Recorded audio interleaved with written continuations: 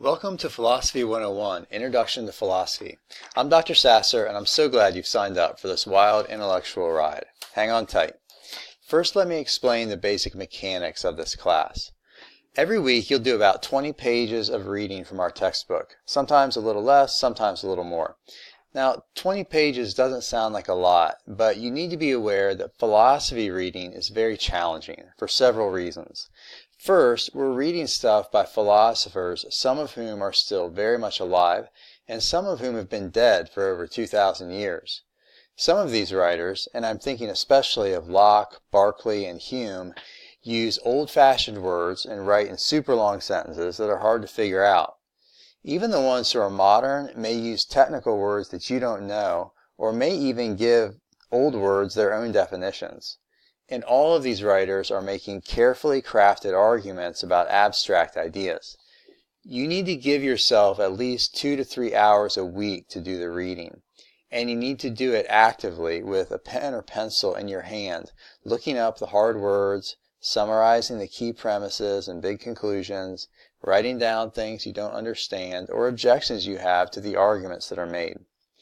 Be warned, your philosophy textbook is probably not like your other textbooks. Your other textbooks contain one set of answers that all the experts in the field agree on, and you just learn those.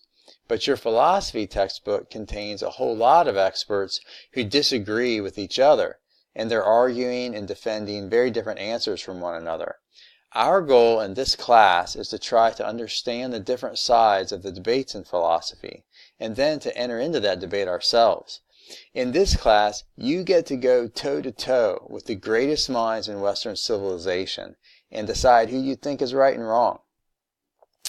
I've created PowerPoints which summarize the big ideas and core arguments from each reading. These are very important for you to read, especially as you study for the tests.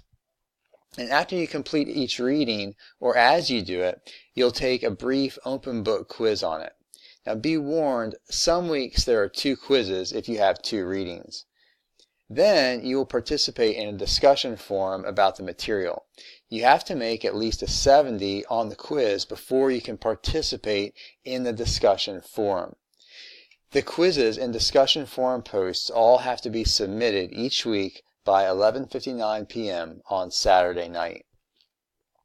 In addition to the weekly readings, quizzes, and discussion forums, you'll have 3 tests and a final, which I've explained on the course schedule. Let me emphasize that you have to take the tests in the Academic Testing Center on the Barton campus.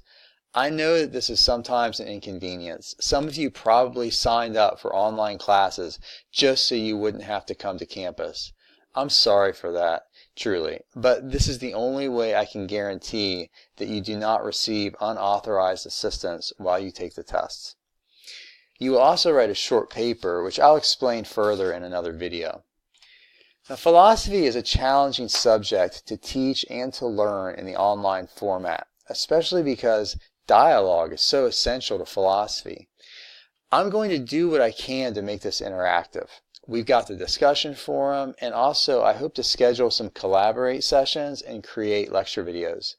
But please don't hesitate to reach out to me either by email, phone, or visiting my office hours. I would love to do anything I can to help you succeed in this course, to explain any concepts or hard readings or whatever. So I hope you have a great semester.